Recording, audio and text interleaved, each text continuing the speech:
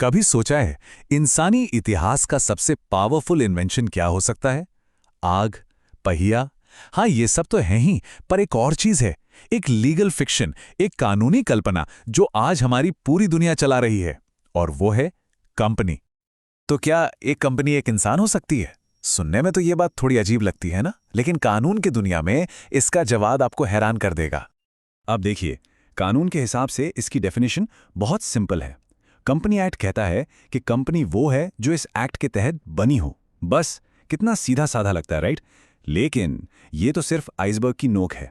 इस छोटी सी परिभाषा के नीचे लीगल पावर्स और प्रिंसिपल्स का एक पूरा समंदर छिपा हुआ है। तो सवाल यह है कि इस आर्टिफिशियल पर्सन, इस कानूनी रचना में इतनी ताकत आती कहां से है? चलिए आज इसकी सुपर पावर्स को एक एक करके समझते हैं। ओके, तो हम क्या क्या देखने वाले हैं? सबसे पहले, एक कंपनी अपने मालिकों से अलग कैसे होती है। फिर ये जानेंगे कि ये लगभग अमर कैसे हो जाती है। और हाँ, वो लीगल शील्ड जो मालिकों को बचाता है, यानी लिमिटेड लायबिलिटी। ये हैं वो 5 मेन फीचर्स जो हम आज एक्सप्लोर करेंगे। ऑलराइट, पहली और शायद सबसे बड़ी super power, a separate legal entity. मतलब जैसे ही एक कंपनी रजिस्टर होती है ना, कानून की नज़रों में वो एक अलग इंसान बन जाती है। मतलब वो अपने नाम पर प्रॉपर्टी खरीद सकती है, बैंक अकाउंट खोल सकती है, कॉन्ट्रैक्ट्स कर सकती है, सब कुछ। सोचिए, अगर आप एक कंपनी बनाते हैं और वो कंपनी एक कार खरीदती है, तो वो कार कंपनी की होगी, आपकी नहीं। यही है इस कॉन्सेप्ट का असली जादू।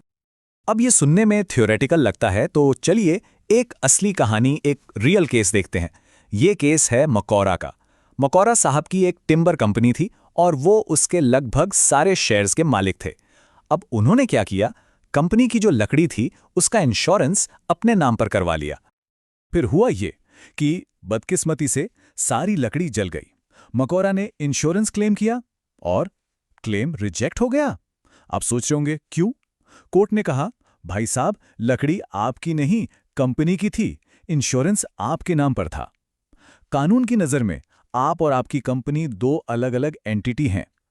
इस केस से पता चलता है कि ये सेपरेट एंटिटी का सिद्धांत सिर्फ कागजों पर नहीं, असल में कितना पावरफुल है। चलिए अब आते हैं दूसरी सुपर पावर पर, और ये है परपेचुअल सक्सेशन। आसान भाषा में कहें तो अमरता। जी हाँ, एक कंपनी टेक्निकली अमर हो सकती है। उसके मेंबर्स बदल सकते हैं, शेयर होल्डर्स आ सकते हैं, जा सकते हैं, यहां तक कि उनकी मौत भी हो सकती है। पर कंपनी, वो चलती रहती है। इट लिव्स ऑन, जब तक कि उसे लीगली बंद ना कर दिया जाए। अब बात करते हैं उस सुपर पावर की जिसने बिजनेस की दुनिया में क्रांति ला दी, लिमिटेड लायबिलिटी। इसका मतलब क्या है? बहुत सिंपल। मान लीजिए एक कंपनी को भारी नुकसान होता है और वो डूब जाती है, तो क्या उसके शेयर होल्डर्स को अपनी जेब से अपने घर गाड़ी बेचकर कर्ज चुकाना पड़ेगा? नहीं, बिल्कुल नहीं। उनकी जिम्मेदारी सिर्फ उनके खरीदे हुए शेयर्स की अनपेड वैल्यू तक ही सीमित है। उनकी पर्सनल एसेट्स एकदम सेफ। ये निवेशकों के लिए एक बहुत बड़ा सेफ्टी नेट है। तो ये जो सेपरेट एंटिटी और लिमिटेड लायबिलिटी का कॉन्सेप्ट है ना, ये मिलकर एक चीज बनाते हैं जिसे कानून की भाषा में कहते हैं कॉर्पोरेट वेल, मतलब कंपनी का पर्दा। सोचिए, ये एक लीगल शील्ड है, एक कानूनी ढाल जो कंपनी और उसके मालिकों के बीच खड़ी रहती है। और इस पर्दे को सीमेंट करने वाला लैंडमार्क केस था salmon versus salmon and company. कहानी कुछ यूं है कि मिस्टर सैलमन ने अपना बिजनेस अपनी ही बनाई एक कंपनी को बेच दिया, जिसमें वो और उनका परिवार ही शेयर होल्डर्स थे। कुछ समय बाद बिजनेस फेल हो गया। अब जो लेनदार थे, जो क्रेडिटर्स थे, उन्होंने कहा कि भाई सैलमन और उसकी कंपनी तो एक ही है, पैसा सैलमन से वसूला जाए। मामला पहुंचा हाउस ऑफ लॉर्ड्स, जो उस वक्त का सबसे बड़ा कोर्ट था, और फैसला आया ऐतिहासिक। कोर्ट ने कहा, नहीं, कंपनी एक अलग लीगल पर्सन है और मिस्टर सैलमन अलग। वो कंपनी के कर्जों के लिए पर्सनली जिम्मेदार नहीं है। बस इस एक फैसले ने कॉर्पोरेट वेल के सिद्धांत पर मोहर लगा दी। तो ये कॉर्पोरेट वेल एक मजबूत ढाल की तरह है, एक दीवार। लेकिन क्या ये दीवार कभी तोड़ी नहीं जा सकती? क्या होता है जब लोग इस ढाल का गलत फायदा उठाने की कोशिश करते हैं? कुछ सिचुएशंस में अदालतें इस पर्दे को उठा सकती हैं। तो सवाल यही उठता है कि क्या कोई इस कानूनी ढाल के पीछे छिपकर धोखाधड़ी कर सकता है, टैक्स चोरी कर सकता है? क्या कानून इतना भोला है? इसका जवाब है नहीं। कोर्ट्स के पास ये पावर है कि वो इस पर्दे को लिफ्ट कर सकें या पियर्स कर सकें। मतलब पर्दे के पीछे झांक सकें। ऐसा कब होता है? जब अदालत को लगे कि कंपनी का इस्तेमाल सिर्फ एक मुखौटे की तरह हो रहा है, जैसे कि टैक्स बचाने के लिए या किसी लीगल ऑब्लिगेशन से बचने के लिए या फिर सीधे सीधे फ्रॉड करने के लिए। तब कोर्ट कहती है, ओके, इनफ इज इनफ, हमें देखना है कि इस कंपनी के पीछे असल में कौन है। इसका एक क्लासिक इंडियन एग्जाम्पल है दिनशा मानिक जी पिठी का केस। उन्होंने अपनी इन्वेस्टमेंट इनकम पर टैक्स बचाने के लिए 4 शैम मतलब नकली कंपनीज बना दी।